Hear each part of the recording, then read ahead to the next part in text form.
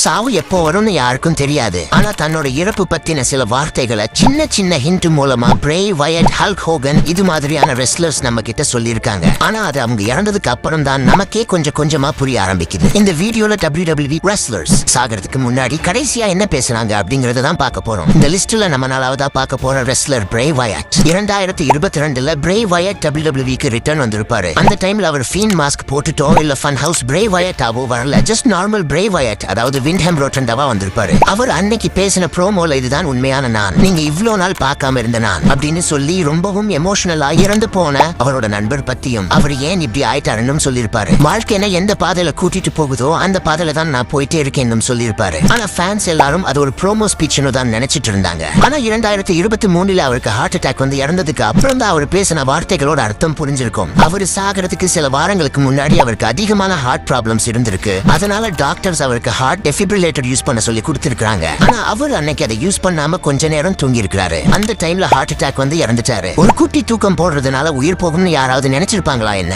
அடுத்ததா நம்ம பார்க்க போற ரெஸ்லர் கிறிஸ் பென்வா. ஜூன் 2007ல இவர் ரிங்ல மேட்ச் முடிச்சிட்டு வீட்டுக்கு போறதுக்கு முன்னாடி பேக் ஸ்டேஜ்ல ஃப்ரெண்ட்ஸை கட்டி பிடிச்சி அடுத்த வாரம் பார்க்கலாம்னு சொல்லிட்டு கிளம்பிருப்பாரு. ஆனா அவரோட ஃப்ரெண்ட்ஸுக்கு தெரியாது இதுதான் அவங்களோட கடைசி சந்திப்புன்னு. அடுத்த நாள் நடந்த பேப்பர் வியூல கிறிஸ் அவரோட மேட்ச்க்கு வரவே இல்ல. ஃபேன்ஸ் எல்லாரும் அவர் வர்றதுக்கு லேட் ஆயிடுச்சுன்னு நினைச்சாங்க. ஆனா உண்மையிலேயே அவர் வராததுக்கு காரணம் அவர் செத்துட்டாரு. சாகிறதுக்கு முன்னாடி அவரோட க்ளோஸ் ஃப்ரெண்ட்ஸ் அப்புறம் ரிலேட்டிவ்ஸ்க்கு ஒரு டெக்ஸ்ட் அனுப்பியிருந்தாரு. மூடப்பட்ட ஸ்விம்மிங் பூல் ஏரியால நாய்கள் இருக்கு, அப்புறம் வீட்டோட பின்னாடி கதவு திறந்திருக்கு அப்படின்னு டெக்ஸ்ட் எல்லாருக்கும் அனுப்பியிருந்தாரு. கேட்கும் போதே தெரியுது இது ஒரு குட் பை மெசேஜ்னு. அப்புறம் போலீஸ் அவங்க வீட்டுக்கு போனப்போ கிறிஸ் அவரோட வைஃப் அண்ட் கிட் ரெண்டு பேரையும் கொன்னுட்டு சூசைட் பண்ணிக்கிட்டாரு. கிறிஸ் ஏன் இப்படி பண்ணாருன்னு அவரோட மூளை எக்ஸாமின் பண்ணி பார்த்ததுல அவரோட மூளை 85 வயசு அல்சைமர் பேஷண்ட் மூளை மாதிரி செயல்பட்டது தெரிய வந்துச்சு. ரெஸ்லிங்ல நடந்த சேர் அட்டாக்ஸ், ஹெட் ஸ்மாஷஸ், கன்கஷன்ஸ் இதனால அவரோட மூளை பாதிக்கப்பட்டிருக்கும்னு சொல்றாங்க. ஆனா என்னோட கேள்வி என்னன்னா, மூளை பாதிக்கப்பட்டதுனால தன்னோட வைஃப் அண்ட் கிட கொன்னவர் தன்னோட நாய்களை பத்தி மட்டும் ஏன் கவலைப்பட்டாரு? மூளை பாதிக்கப்பட்டவர் நாய்களை பத்தி ஏன் கவலைப்படணும்? நாய்களை பத்தி கவலைப்பட்டவர் தன்னோட ஃபேமிலியை ஏன் கொல்லணும்? மர்மமா இருக்குல்ல? இத பத்தி நான் உங்களோட கருத்தை கமெண்ட்ல சொல்லுங்க. அடுத்ததான் நம்ம பார்க்க போற ரெஸ்லர் எடி கெரேரோ. நவம்பர் 11, 2005ல நடந்த ஸ்மாக்டவுன்ல தன்னோட கடைசி மேட்ச் விளையாண்டிருப்பாரு. அன்னைக்கு பேசின ப்ரோமோல உங்களுக்கு என்ன பிடிச்சிருக்குதோ இல்ல பிடிக்கலையோ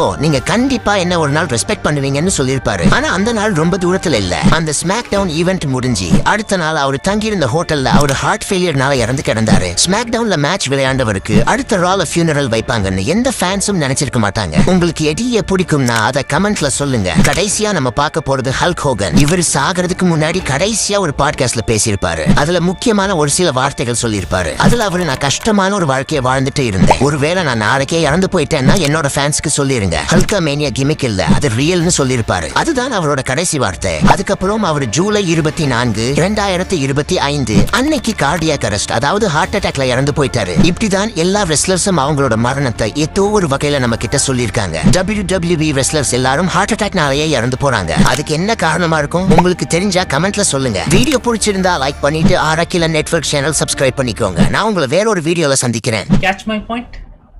It's nice, no?